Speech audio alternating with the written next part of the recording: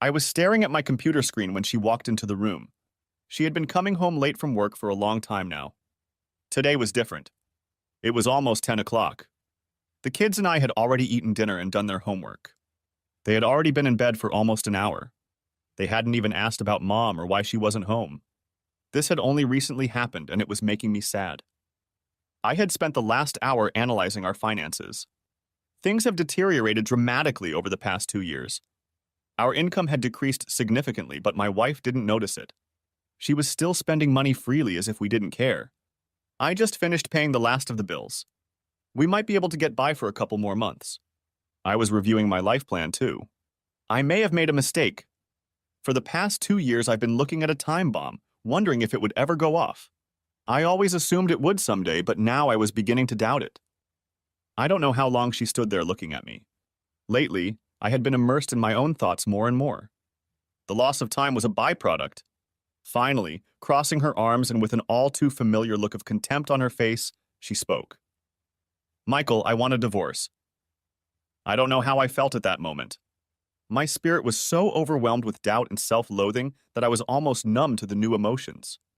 It wasn't really all that funny, but I still tried to suppress a laugh. My wife, who I had been with for 17 years, had just told me that it was over between us, that everything we had built together was finally going to be destroyed. I hadn't felt that kind of emotion in a long time, and it almost made me smile. Relief. I stared at her for just a moment, allowing myself to be transported back to our happy times one last time. Then I snapped back to reality. Okay. I was a better programmer than I was a manager. Unfortunately, programmers get promoted to project managers, then to department heads, and then to senior management. That's how I ended up as a senior product development manager. It was just a fancy title for a salesperson. In fact, at the time, I was the most qualified for the position. I pretty much single-handedly created our flagship product line. I nurtured it in its infancy, helped it grow through 6 consecutive updates. I knew our product better than anyone. When customers had questions, I had answers. When our employees had problems, I knew how to solve them. Add to that a new haircut and an expensive suit, and I definitely looked appropriate. The increased salary and benefits that came along with my promotion were for naught.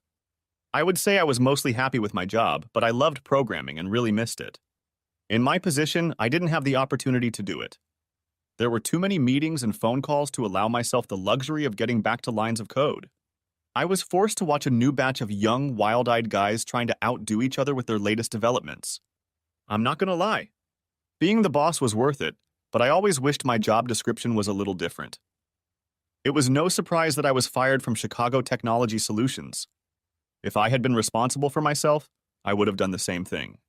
I attended meetings sporadically at best and missed deadlines far too often.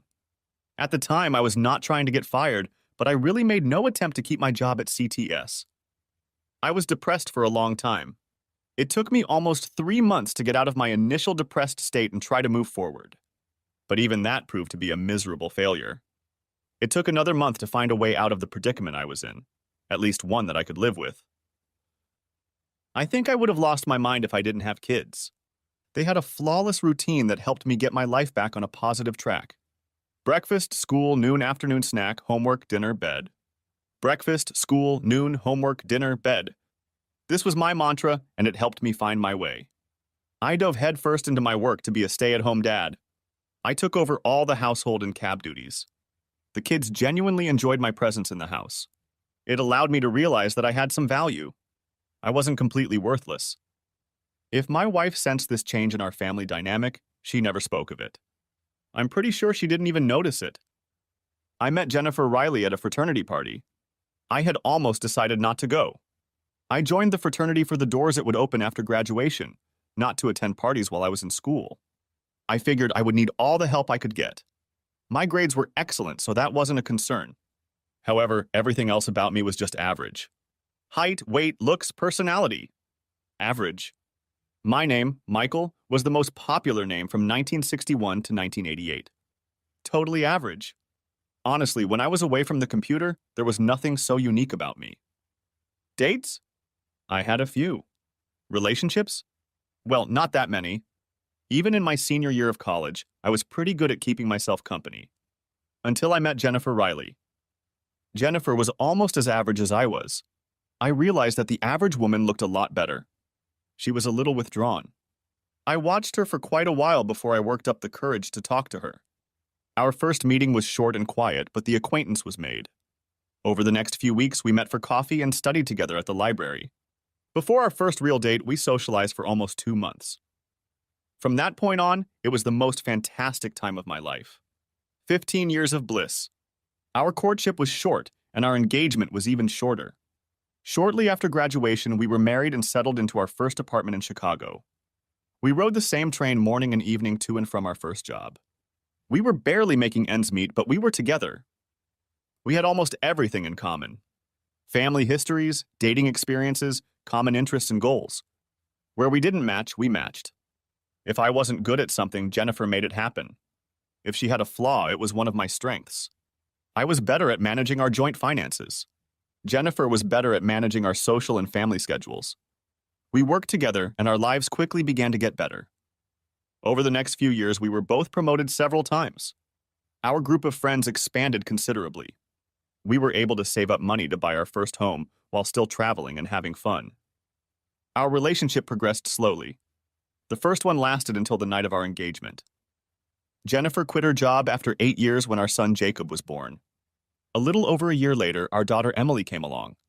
Yes, I know their names were the most popular when they were born. It was kind of a family tradition. We bought a 3-bedroom house in the suburbs that had room for a dog. We bought a family sedan and a minivan. All in all, our life was working out pretty well. 2 kids, a pet, a house, and 2 cars. A perfectly average life. I didn't think I could be any happier. I was wrong. My promotion to manager came shortly after Emily's first birthday. Afterward, I felt like I had been rewarded for years of being ignored as one of the average masses and not complaining. Like I said, my new salary was nothing to sneeze at, and we didn't. I had a flexible schedule, working from home most of the day, traveling to the office for staff and management meetings. They say money can't buy happiness. I believe that to be true. But what you can buy is stylish clothes and grooming, better health care, a new home in a better neighborhood, and self-confidence. I went from average to just above average. My wife went from average, who I thought was beautiful, to slightly above average, who I thought was damn beautiful. Our life, which I always thought was good, reached a new level. We started traveling more and spending time with our kids, saving more and more money for retirement. When Emily went to elementary school, Jennifer decided she wanted to go back to working part-time. She quickly found a job she thought she would enjoy at a startup marketing firm. She would head to the office when she took the kids to school. Her workday would end when it was time to pick up the kids. That was the icing on the cake. We didn't need her salary and we were able to save it. I projected that by the time the kids graduated from college, we would be able to retire and live very comfortably. I found out my wife was cheating on me by accident 3 months before our 15th wedding anniversary. It was my birthday. I actually found proof 2 days before my birthday. I just didn't know it. It took me a few weeks to piece it all together. I hadn't given much thought to the fact that my wife wanted to take a more active role in her new job. It meant that she would be working a few more hours a week, and I would have to pick up the kids from school. But it didn't affect my schedule in any way, and I was happy about that. When after about 3 months I noticed that she was often distracted, I asked her about it. She replied that she was trying to find herself in the office and was a little stressed. I decided to take on more responsibilities around the house to lighten her load a bit. When our lives went downhill, we talked about it. She said she was getting older and she didn't need to have fun like a bunny anymore. For a few weeks our life perked up, but then it went down again. I hesitated to broach the subject again for fear of a fight. I was almost at my wit's end when I discovered the present. The weather had cooled considerably, and I was looking for one of my sweaters. I had taken over laundry duties, and more than once I got confused as to which closet the clothes should be in. I was going through the sweaters on the shelf of her closet when I saw it behind some old shoe boxes. It was hard to miss. The pink box and white ribbon from the lingerie store was unmistakable. The postcard addressed to Beloved had me enthralled. A small war of thoughts erupted in my head for a moment. Should I look at it or wait? I decided to watch. I wasn't sure I could wait until my birthday. Please excuse the wrapping this gift came in. You can unwrap the real gift on your birthday when I wear what's in the box. Love, Jennifer. Over the next 48 hours, I stepped up my game. I made sure to meet her at the door with flowers, give her a foot massage, and cook her favorite dinner. Her reaction was not what I expected. It was as if she tolerated my caresses. On my birthday, I made sure the kids finished their homework early. I didn't want any problems to interfere with my present. I was a little surprised when Jennifer got home late from work. I was even more confused when she asked what I was having for dinner. But I was willing to play along to get her my surprise. I said we should go out for pizza. The kids nodded approvingly and we hit the road. Michael huddled with the waitress, and just before we left, the waiters wished me a happy birthday. I thought I saw surprise in my wife's eyes, but she quickly recovered. "I'll give you a present later, Michael," she said, smiling. The ride home was a stressful one for me. I almost got into a car accident. The 15 minutes waiting for the kids to get ready for bed was brutal, and the 15 minutes afterward when they fell asleep was excruciating. Thankfully, Jennifer returned from an emergency trip to the store for milk shortly after they fell asleep. When I got to the bedroom door, Jennifer wasn't in the room. I sat down on the bed. A few minutes later, she came out of the bathroom wearing a flannel nightgown, no makeup on her face, and her hair gathered in a ponytail. By now, I was starting to get frustrated with the games. When was I going to get my present? She slid into bed and climbed under the covers. She reached up to turn off the bedroom lamp, but stopped. "Oh, I almost forgot." She opened the nightstand drawer and pulled out a small square box wrapped in the colorful balloon paper we'd used at Michael's last birthday party and held it out to me. "Happy birthday, darling." And that was the end of it. She rolled over onto her back, turned off the light, and fell asleep. I was too shocked to even open her present. The next day, I became depressed. I replayed the events of the day over and over in my head and couldn't figure out what I had done that had so obviously ruined our evening. I was at a complete loss. For almost 2 weeks, I had been wallowing in my own despair. That damn present was practically flashing me a pink light, heralding my failure. I've heard all the cliches. The husband is the last to know and so on. I have to be honest and admit that I really was in the dark. The thought of Jennifer cheating on me was so foreign that I never once considered the possibility. But it was the first thing that came to my mind when she called home 13 days after my birthday to let me know she'd be home late. "It's Alan's 30th birthday, and the staff is going out to celebrate. I might be late." I don't remember what I replied to her as I walked over to my bedroom closet, but I do remember looking at the empty space where my present once lay. I also remember the horrible chest pain and vomiting in the bathroom. For longer than I care to admit, I thought I might have a heart attack, and for a few moments I hoped it was true, and that I would die soon. Alan Henderson was Jennifer's boss, a slick and scraggly advertising executive who was a few years younger than Jennifer and me. I'd only met him once, but I remember not liking him very much, mostly because he seemed so insincere when he spoke. It was Emily who brought me to my senses. "Are you okay, Daddy?" It took a few seconds before my gaze focused on my daughter, who hovered over me on the verge of tears. "I'm fine, sweetie. Daddy just ate something his stomach didn't like. I'll be out in a minute. I just need to clean myself up." I eventually managed to get out of the bathroom, though I don't remember much afterward. I only remember grabbing my dusty bottle of scotch. Judging by the headache the next morning, I knew I'd had a few drinks. I had no idea when Jennifer got home. When I found her in the kitchen feeding the kids that morning, she didn't look like anything unusual had happened. She was just going about her usual business. It was only the slight shudder I saw on her face when she sat down to eat that killed any remaining love in me. It was very subtle, but it was so true. I wish I had written about how I stood up to my cheating wife. But I didn't. I was just devastated. It was all I could do to move. And for weeks, I didn't get better. I was like a zombie. Every day that I realized that my wife was sitting at home carefree, I got worse and worse. I felt like I had hit rock bottom. It wasn't until my 15th wedding anniversary that I shook myself up and decided to take action. I probably wouldn't have done anything. I was being a wimp. I knew that. I wish I could say I was in shock. There is probably some technical psychological terminology to my behavior. If my father were alive, he would simply say that I was acting like a wuss. And he would have been right. It wasn't until my wife announced that she had to go to a work conference that the fog lifted from my thoughts. She would be gone during our anniversary. I don't know why that mattered to me. It was just another level of disrespect. But it hurt me. mostly because she hadn't made it clear in any way that she even knew about the date. After drinking myself into oblivion the night of our anniversary, I woke up angry. I'd reached my limit. I called my lawyer and made an appointment. I was going to end this farce. I was sure my life couldn't get any worse. I was wrong. The attitude I walked into the lawyer's office with was replaced with crushing disbelief. I knew divorce could be difficult. I thought my wife's adultery would work in my favor. Instead, the lawyer was punching hole after hole in my case. I didn't have any evidence of cheating. If I had proof, it wouldn't have mattered. My wife would have been entitled to a 50-50th split of our assets. I had no proof that my wife was a bad parent. Joint custody would have been the best hope. The income difference also worked in my wife's favor. I would pay spousal maintenance and alimony. My wife would likely have gotten primary custody and the right to remain in the home for the benefit of the children. My wife was a cheating whore and I was a cheating buffoon. I went from depression to confusion. My whore even asked me about it a few weeks later. "You really don't look well, Michael. Is something bothering you?" "No, honey." At least she pretended to care. And I was just wandering through life. Then I got fired. I didn't know it at the time, but it was the best thing that ever happened to me. It was the evening news that gave me a glimmer of hope.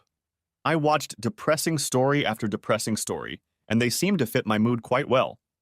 But then this happened. A major employer on the East Coast went bankrupt. Former employees were scrambling to get their last paychecks and worried about their pensions. It seemed to me that some people might be in a worse position than I was.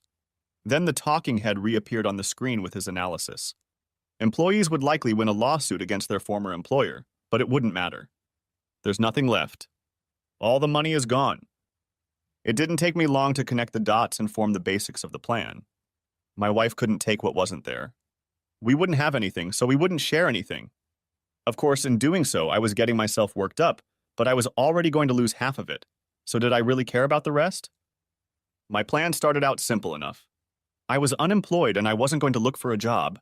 I was going to spend our savings until there was nothing left. Admittedly, it was a reckless idea. Even I didn't think it would work. But it was something I could hold on to. 2 years is a long time. I was excruciatingly bored when I was alone, which was most of the time.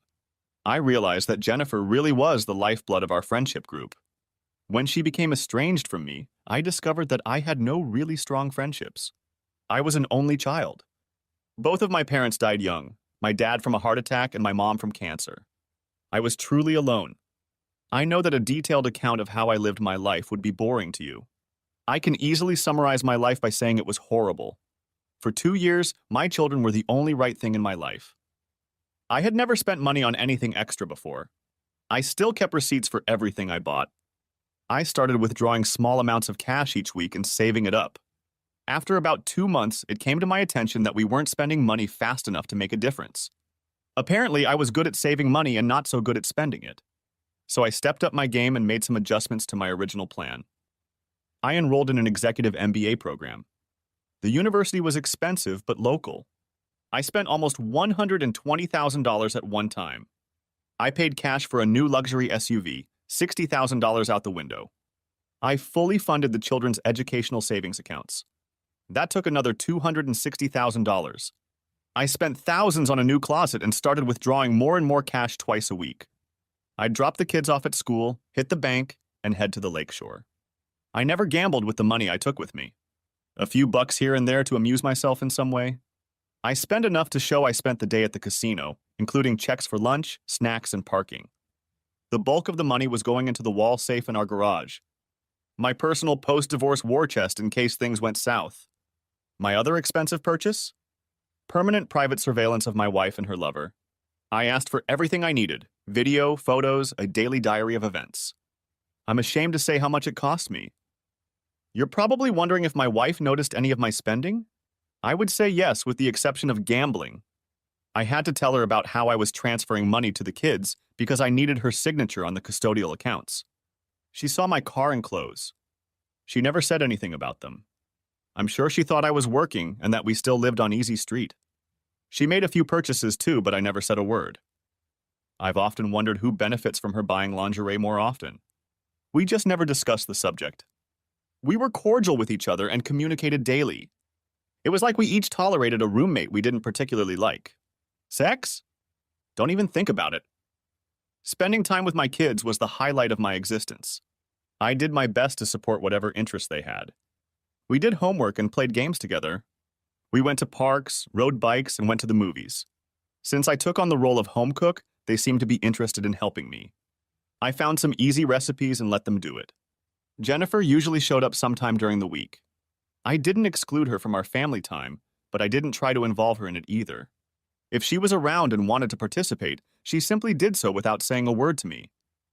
I received a weekly report of my wife's activities. I thought she was just having fun with her boss, but it was actually a few guys from her office. After a few months, the company's clients showed up on her dance card. Did it hurt? Not really. I already thought she was a slut. The fact that I now had proof didn't hurt me one bit. It wasn't a very interesting read. In a way, I was relieved, but not by much. It was clear that Alan Henderson was not a very skillful lover, although he had the ability to spread his gifts among several different women. This surprised me somewhat. I had assumed, based on her gift, that he and my slut had some sort of relationship, but really they were more like idiot buddies. She just let him have it. It was the same with most of the other 6 men.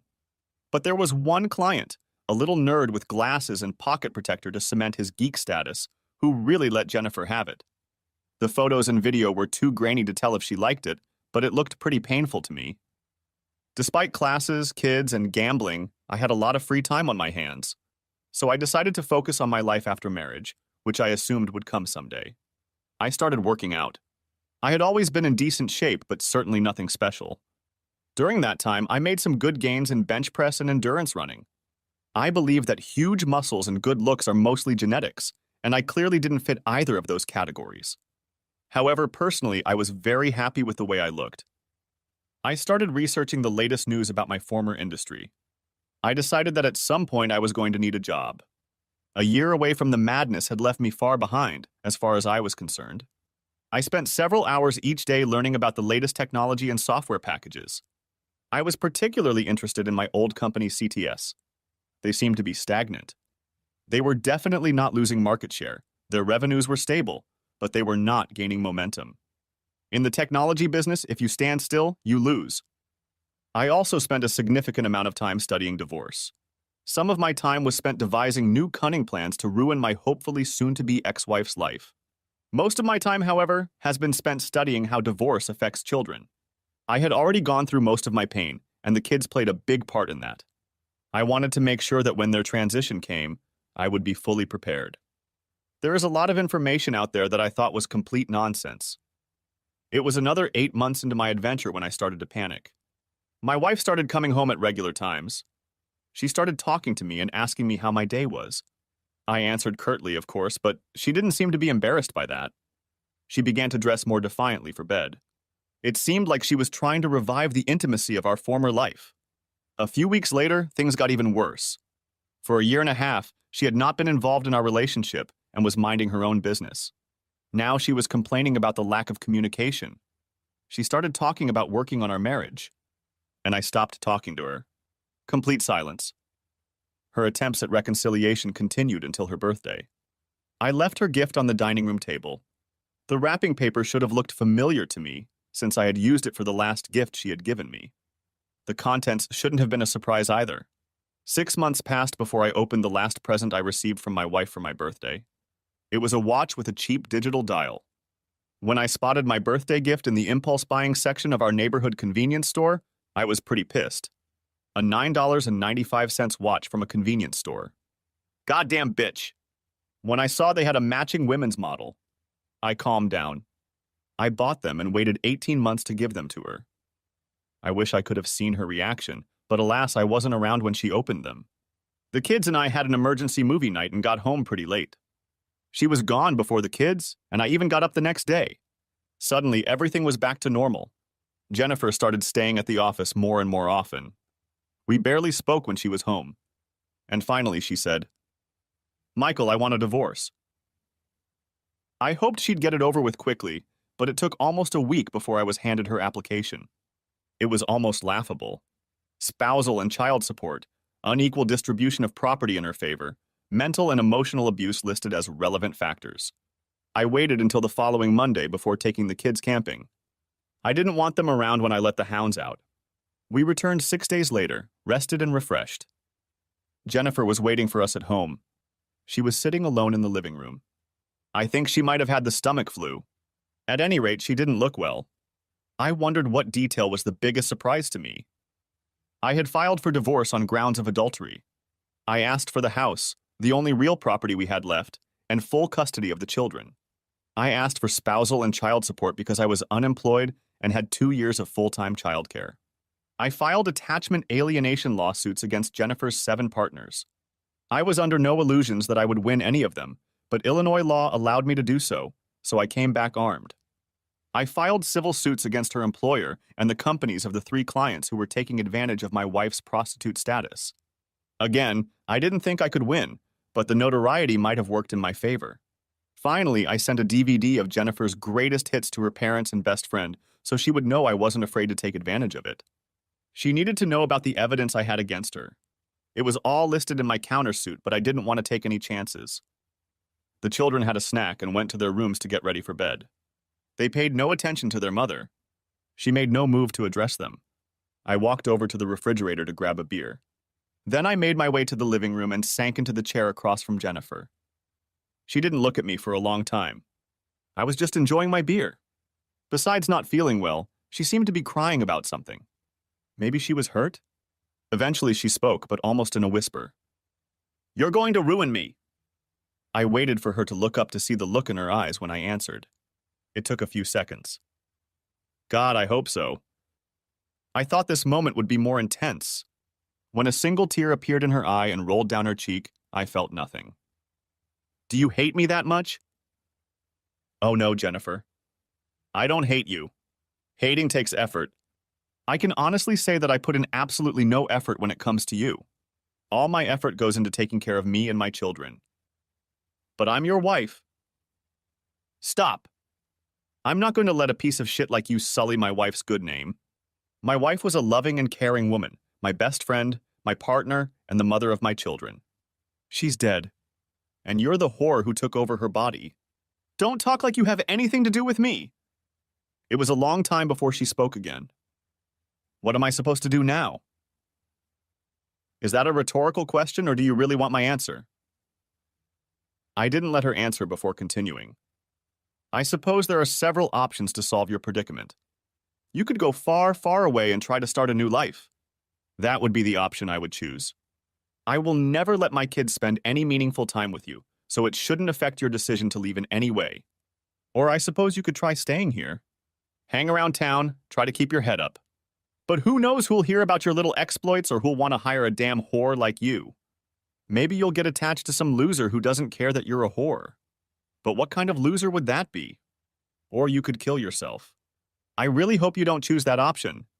It would deprive me of watching you suffer like the bitch you are. But then again, I'm not sure my opinion matters to a bitch like you. It certainly didn't matter when you decided to start having fun with your boss. I'd been dreaming of giving this speech for months. I should have been excited about the opportunity to give it. Watching word by word as whatever was left of her spirit crumbled, I hoped I'd get some satisfaction. But instead, I felt an emptiness. Life after the divorce has been ambiguous. Things were going much better with the lawsuits than I had hoped. I received a little over $1 million in compensation from 3 companies whose employees slept with my wife. This was surprising because my lawyer told me not to expect much. During the post-match analysis, we decided that after he dealt with my ex-wife's company, they wouldn't want to engage in negative publicity. We destroyed my ex-wife's company through discovery motions, depositions, and leaks to the press. I also started my own covert campaign, emailing the CEOs of their remaining clients with information about my wife, her boss, and their buddies. Do you really want to be in bed with this company when the shit hits the fan? It took a while, but gradually their revenue dried up. Employees who didn't want to be associated with the scandal quit. Eventually, they filed for bankruptcy. Alan Henderson was fired and left town in disgrace. The $200,000 check I received was smaller than my other victories, but much more satisfying. I got nothing from the foreclosure of attachment lawsuits. I didn't think I would get any. However, 4 wives and subsequent divorces took their husbands out. It wasn't all champagne and roses. In the process, I got hurt myself. It was not uncommon for me to run into someone who was familiar with my situation. The taunts and teasing got out of hand for a while. I don't know if it was fortunately or unfortunately, but I didn't care. I already felt like a loser, so someone else's words didn't move me. Some of those bastards were actually pretty smart. I was able to keep my kids safe from most of the side effects. That had always been my main concern. They were sad for a while, but soon recovered. The biggest victory was my return to CTS as Vice President of Design and Development. One way to take my mind off my personal turmoil was to return to programming.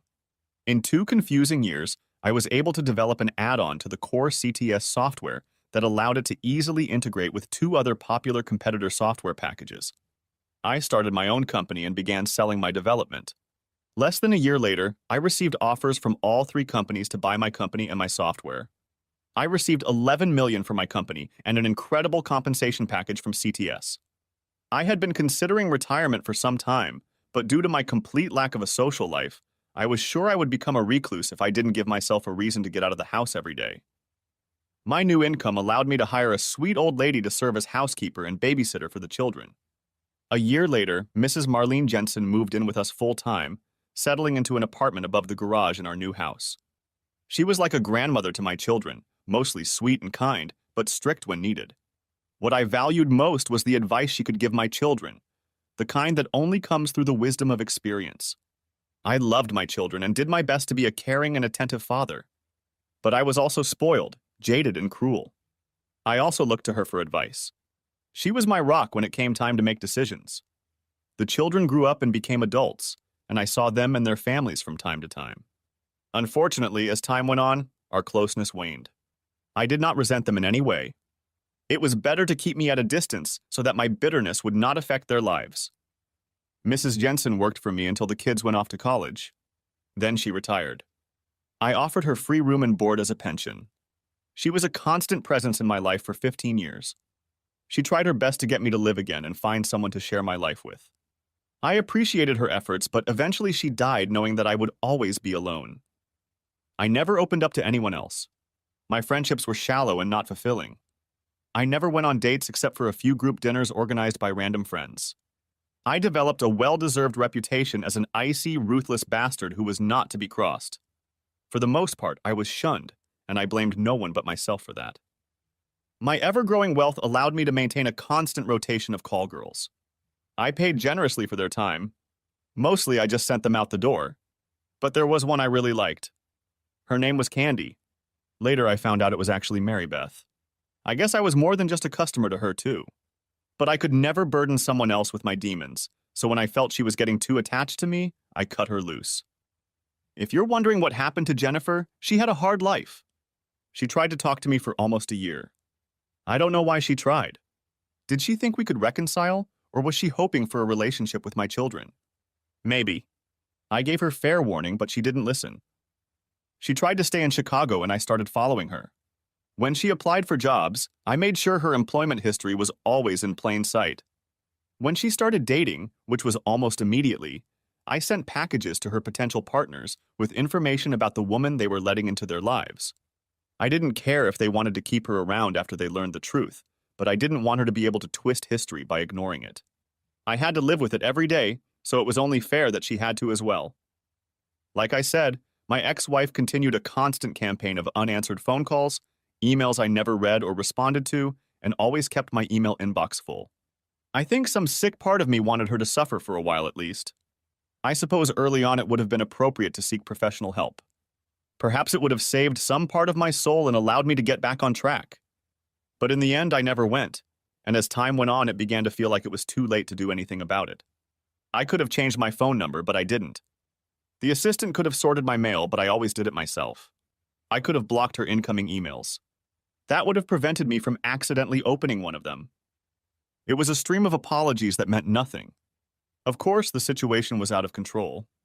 She had always loved me. Hadn't she suffered enough? I responded with a gift and a simple note. I bought lingerie from her favorite store and carefully wrapped it in a sheer white ribbon that really accentuated the pink of the box. I enclosed a beautifully handwritten note. I'm sure she appreciated the symmetry when she opened the card addressed to Bitch. I hope she understood the meaning of my words. I thought the inscription, "Go screw you," was a pretty clear indication. Actually, there was a rougher expression there, but I'll be polite to you. One of her potential suitors was trying to hold me accountable for tormenting my ex-wife. He showed up on my doorstep, full of liquid courage, shoved me back and knocked me off my feet as I opened the front door. It was his mistake. As I've said before, I'm nothing special. I had no martial arts or special forces training. I was just a regular guy. I was never violent. Hell, I'd never even been in a fight. But what I did have was rage, undiluted, unspent hatred for my wife and her lovers. He was the unfortunate recipient of my exit. I ended up with a nice bump and a broken rib. He was lucky to be alive. He pleaded guilty to misdemeanor assault and trespassing and got probation as a first-time offender. I think the years of reconstructive surgery and rehabilitation made a bigger impression on him. Jennifer never tried to contact me again. I stopped following her after another year, when she found a steady job cleaning rooms at a traveling hotel in a town about 700 miles away in the backwoods of Virginia. The only time I saw her was 16 years later at my daughter's wedding. I know that the children met Jennifer again a few years after graduating from college. I made no attempt to stop them from finding her. The years have not been kind to her. She had gained at least 20 pounds, had deep wrinkles around her lips, and other signs of smoking. This was a new phenomenon. Overall, she looked old and haggard. But underneath it all, I still saw the woman I had given my heart to. I felt nothing for her, but I saw her. She was sitting alone in the bridal church near the back wall. Her interaction with my daughter was brief, cordial, but detached. She made no attempt to speak to me. For the rest of the evening, we never came within 30 feet of each other. She was standing outside waiting for a cab. When I saw the ring on her finger, I smiled for the first time in a long time. Maybe she had it better than I did, judging by the small gold ring and the paltry diamond on the ring finger of her left hand. I walked over to her and stared at it for a few moments. When I raised my head and met her eyes, a deep sadness was read in her gaze. "By the way, you ruined my life first."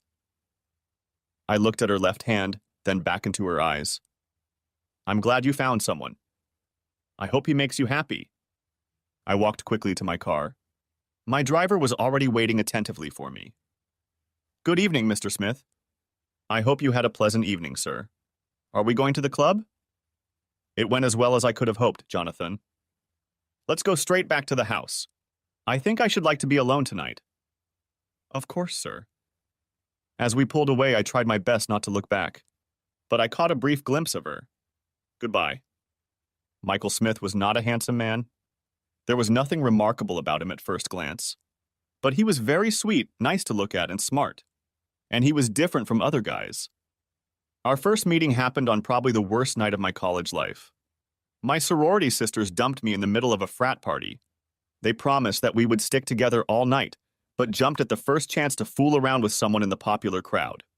I waited for them for 2 hours while a bunch of drunk assholes hit on me when he finally approached me. Michael looked straight into my eyes. He politely introduced himself and made small talk for a few moments. He spoke almost in a whisper, but his eyes never left mine. After a while, he left. "It was a pleasure talking to you, Jennifer. I'd like to take you out for coffee sometime. Here's my name and phone number if you're interested. Thank you for talking to me. It was the highlight of my semester." Admittedly, I almost didn't call him. I waited a little over a week before I decided what to do. We met for a cup of coffee. He asked me all sorts of questions. I found him very easy to talk to. It was during that first conversation that I realized what made him unique. Outwardly, he was quiet and unassuming. He wasn't bad looking. Perhaps he was even a little handsome. But he was brilliant. That much was obvious. He could talk about any topic and was well-versed in all the questions I asked him.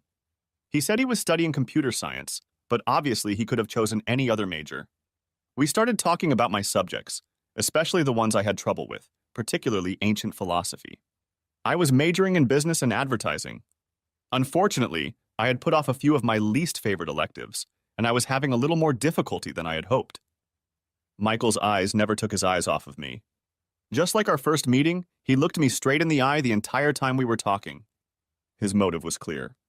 He was genuinely interested in me as a person. I was flattered. He suggested we study together in the student union or in the library.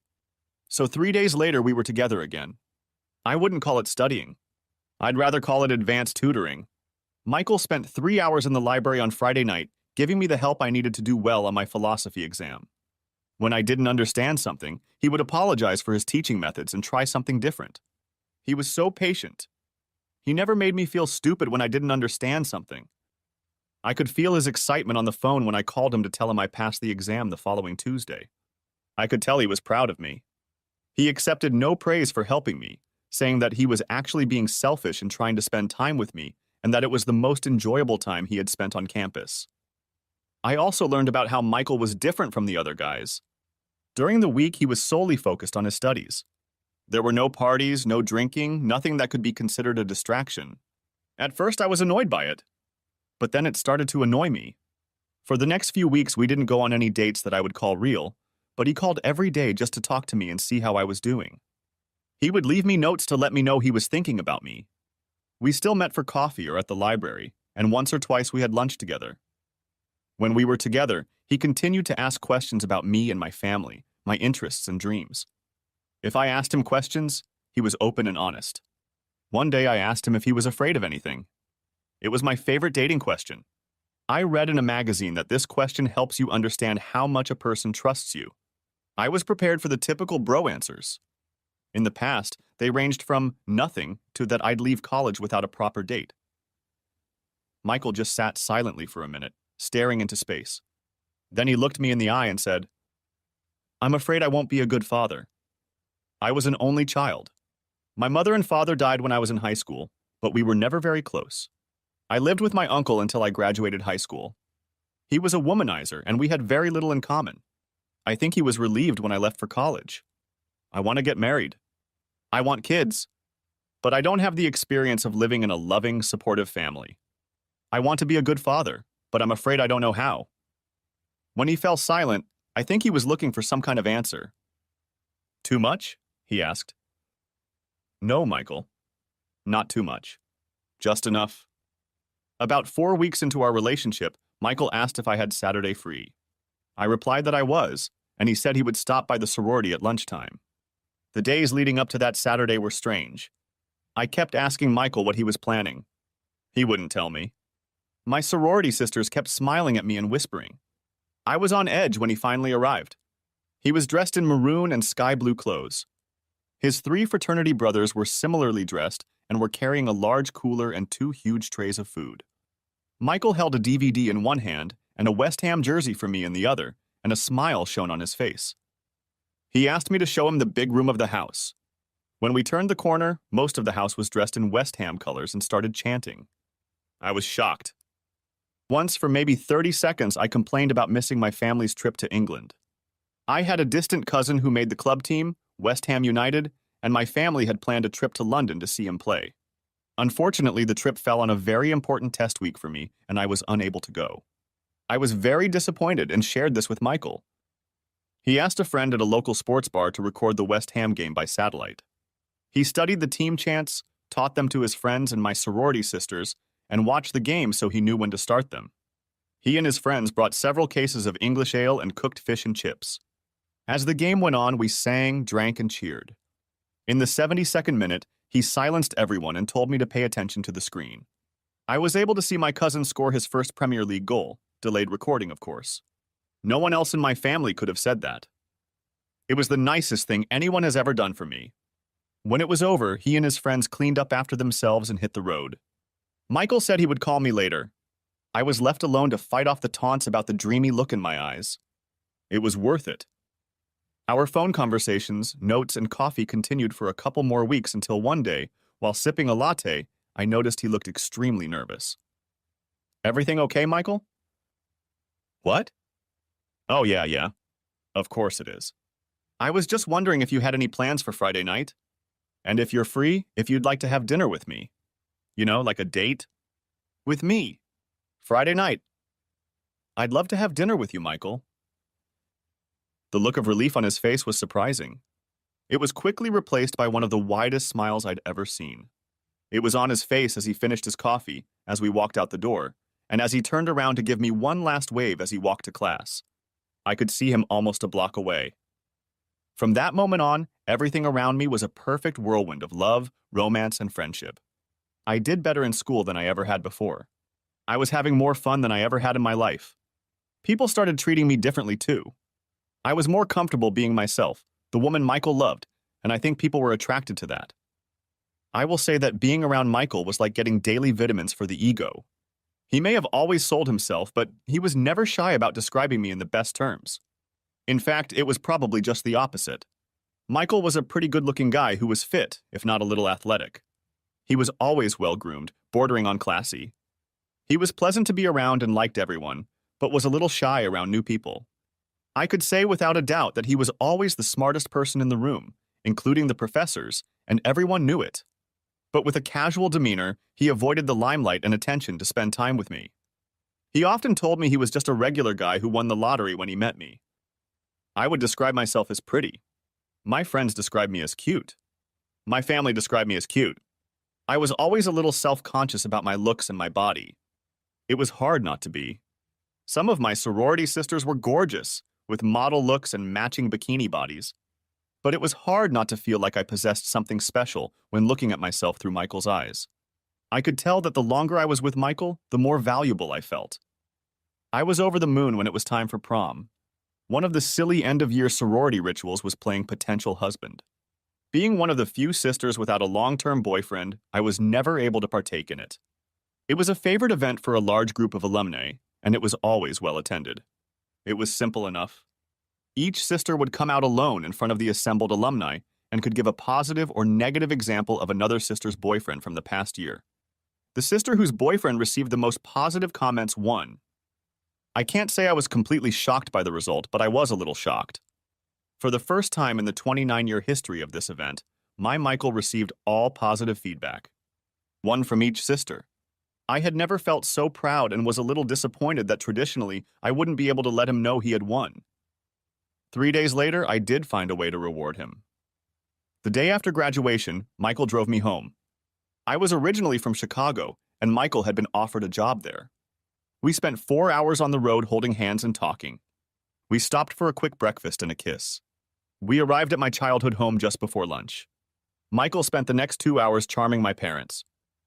I was a little surprised when he asked if he could buy my dad a beer. They left before I could even object.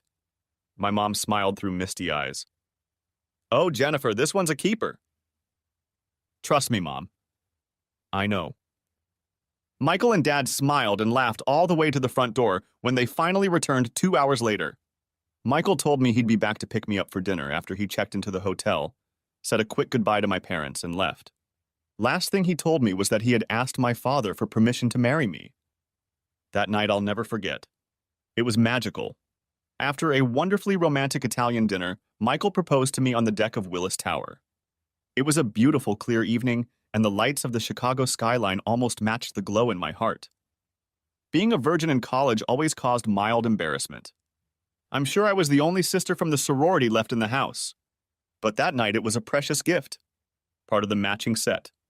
Michael gave himself to me that night. I could feel it. He was patient, loving, and tender. I couldn't have dreamed of a more perfect contact. I asked him where he'd learned to be such a fantastic lover. "Modest as ever," he whispered. I read, "Very much." Our life was damn near perfect. Right after graduation, Michael landed a good job. He was constantly being promoted, and I was happier than ever. I don't want to say that these years understate their importance to me. I can't find the words to express how happy I was in our first decade together. I wouldn't be able to describe how having children added to my life. I don't share the details of those years because they have nothing to do with my downfall. In fact, telling you about those years would only confuse you about the motivations that led to my fall. I know what my mistakes, no, better said mistakes. I know why I fell. I didn't trust Michael enough. What I loved most about Michael was that he never hid his vulnerability from me. He shared his whole being with me, and more importantly, his insecurities. He never hid from me. For a long time, I had nothing to hide. My life was a fairy tale. My family was wonderful. Michael never treated me any differently than a full partner. I was involved in every decision that affected our lives. It didn't matter that he made 5 times as much as me or had a better handle on our finances. He always looked to me for advice and approval.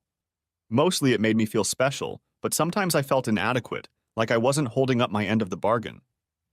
I never shared this with Michael. If I had shared it, I never would have ruined my life. He would have helped me. I know that. He loved me so much. He would have helped me feel whole.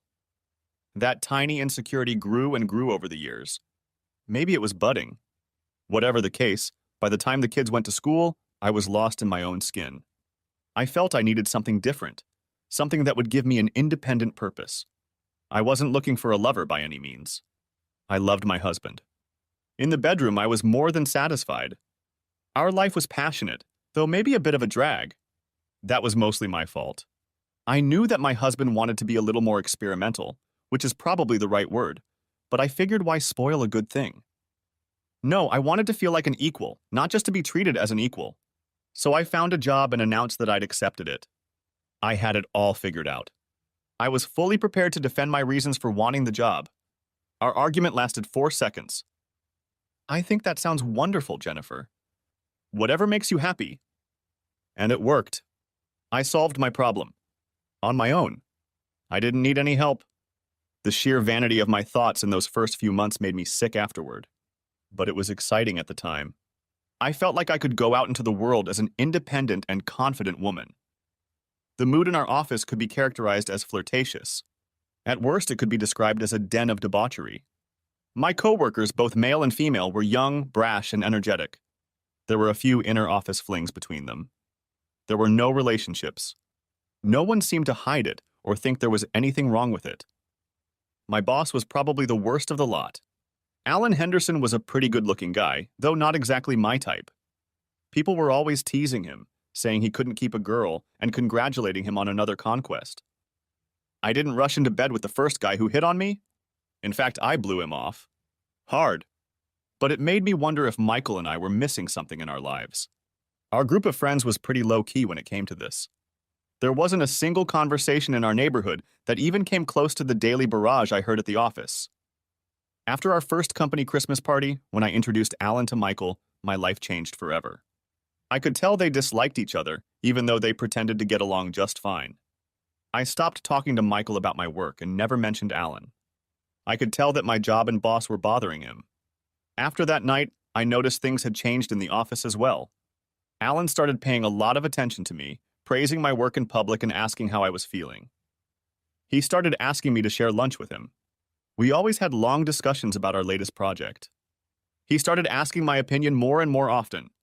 Then he would ask a few personal questions and we would end the conversation and get back to work. He also started complimenting me on my looks. In hindsight, I can say that he worked on me for months and I absorbed him like a fool. I don't remember the exact series of events that led up to this. It is with the deepest regret that I admit I enjoyed every minute of it. Alan's skillful seduction made me feel desirable. Emotions that I thought were long gone. Years later, analyzing my behavior, I realized the depth of my betrayal. I didn't feel Michael desired me because I didn't give him anything to desire. I knew the kind of man he was. He would never do anything that would make me feel uncomfortable. I was his true partner and cherished lover, not his girlfriend for fun. But he was very perceptive. The slightest hint on my part would be enough. Any hint that I wanted something else would have had dramatic consequences. A painful analysis of my married life revealed that Michael was obviously gingerly fumbling for any opportunity to energize our lives, and I was ignoring him. I am terribly ashamed to admit that I did all this and more for Alan. It turns out I was a whore to him. I got too deep into my relationship with Alan before I realized the truth. I gave Alan me for his birthday. The contrast with Michael was striking and changed my thinking almost immediately. Alan didn't love me and I was making a terrible mistake. I told Alan that our affair was over the very next day. He laughed and pushed me out of his office. The package was on my desk when I returned from lunch, along with a note to be in Alan's office at 5:30. The contents of the package guaranteed my fulfillment. The pictures of Alan became a lock that chained me to him, and the hell my life would become for the next year and a half and beyond. Having fun with my 2 coworkers who were waiting for me in Alan's office was very pleasant compared to what I would have to do during those 18 months. Let me just say that I was the company whore and Alan was my pimp, and I hated him almost as much as I hated myself. I tried my hardest to find a way out and kept failing. It was only when I could no longer accept the immorality of my actions that the solution to my problems came by itself. When I was asked to entertain a weirdo guy in a conference room full of people, I realized I'd had enough. I had found the solution that had eluded me for so long. Courage. I told Alan I'd had enough, and I didn't care who he showed the pictures to. He just laughed and it was over. I felt so stupid. I have to say that when I woke up from my nightmare, I was surprised at the state of our house. Michael and the kids seemed to be doing just fine without me. In the back of my mind, I thought they would have a hard time facing life under the kind of neglect I had imposed on them. But it turned out to be exactly the opposite. It seemed as if I wasn't needed at all. Michael was clearly on top of things. He had a new car, new clothes, and looked like a successful executive. I felt terrible when I realized how long I had neglected my family. I decided right then and there that I would rededicate my life to them and do everything I could to make amends for my betrayal. But a distance had formed between us that had never been there before. I often wondered how long it had lasted. Michael never raised his voice to me. We never fought, but he treated me like an intruder. I decided I needed to put my best foot forward. I tried to seduce him. Hints. Nothing worked. He barely touched me. After a few months, I looked at the state of our marriage. No intimacy, no communication. I decided I couldn't live like this. I suggested marriage counseling. Then Michael stopped talking to me. I don't mean he stopped trusting me. He just stopped talking. Not a word for weeks. I was on edge when my birthday came around. I let myself get a little worried. After all, he couldn't ignore me on my birthday. God, how wrong I was. When I got home from work, I was ready to find out what my family had planned, but found the house empty. The only thing on the dining room table was a small wrapped box. I realized what it was before I even opened it. A few years earlier, I had forgotten Michael's birthday. In a panic, I found an inexpensive watch at a store on a nearby street. I intended to rectify my oversight later, but I never did and eventually forgot about it. My gift was a mistake, but his gift was calculated. By the time I went to bed, I was furious. Keeping the kids away from me on my birthday was just cruel. I couldn't believe he had done that to me. And the gift. That was out of line. I should have realized something was terribly wrong. The symbolism should have been enough. Michael was not an evil man. He was the most gentle, caring, and loving person I had ever met.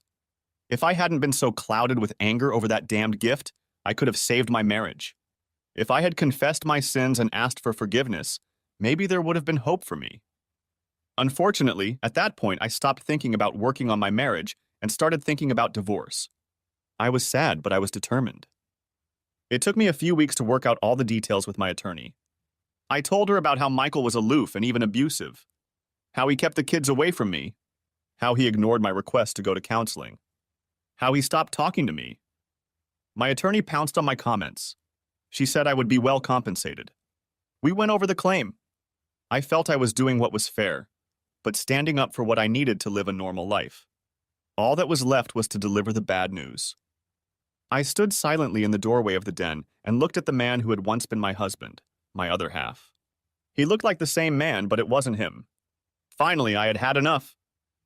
Michael, I want a divorce. There was a long silence, but I didn't see any emotion on his face. I thought he smiled, but he was probably just in shock. He must have been, because his reaction wasn't what I expected. No yelling, no questions. Okay? And that was it. The following Friday, he was served with my divorce petition. That weekend, Michael was in a better mood. But if he tried to correct his recent behavior, it was too late. I was in no mood for reconciliation. He even said goodbye to me at the door as I left for work Monday morning. Too little, too late, I thought. When I got to the office, I realized there was a big problem, but I had no idea what it was.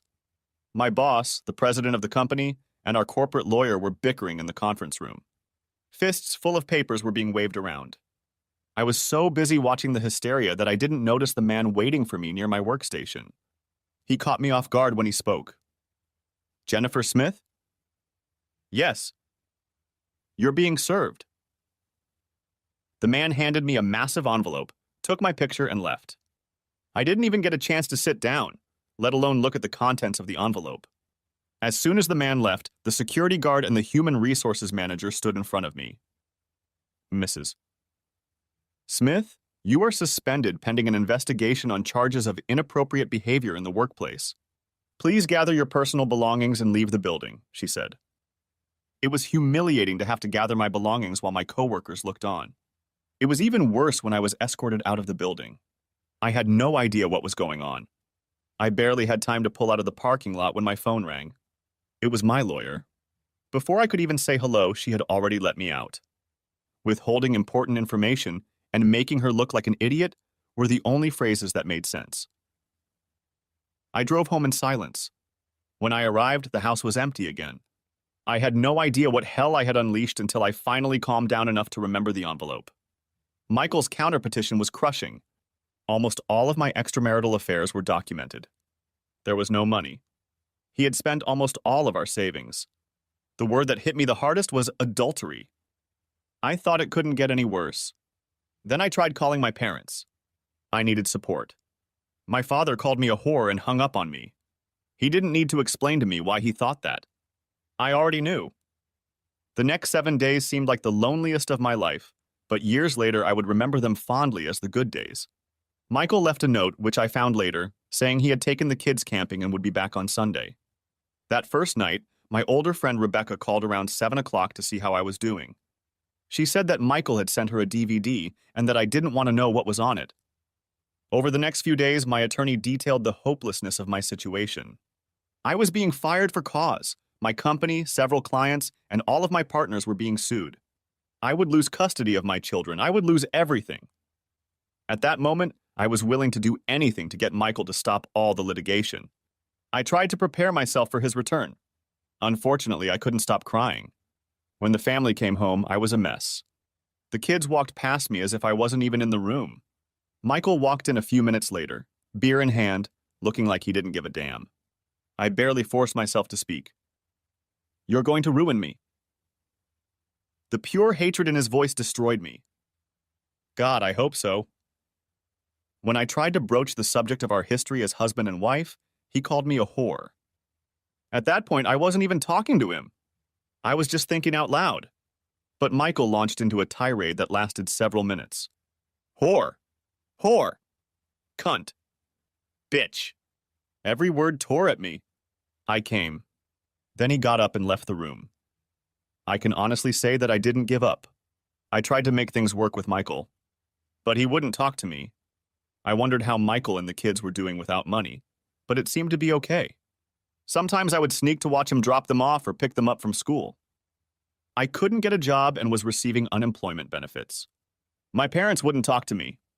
I needed somewhere to live and I started going from friend to friend, mostly divorced men. No one wanted to keep me for long. One day everything was fine and the next day they wanted me gone. On the advice of my lawyer, I started seeing a therapist. She believed that if I repented of my behavior and tried to get professional help on my own, it would help me in court. I had very little hope. I was able to work through some things, most of which I have shared with you. But the best advice my therapist gave me was at the end of our sessions. Her advice was to run far, far away. I don't know exactly why he decided to respond to me. It could have been a phone call, an email, or even one of the dozens of letters I sent. But for whatever reason, I came home and found a package from Michael waiting for me. I immediately recognized the store's standard gift box. The card was addressed to me in a rather vulgar manner. I understood everything. He knew almost everything. He really hated me and had a very specific suggestion on how I could best utilize my time. I don't know why the realization that he knew about my willing betrayal was so much worse. But it was. I cried. Hard. At the time, I was staying with a friend of a friend of a friend. A decent guy named Robert.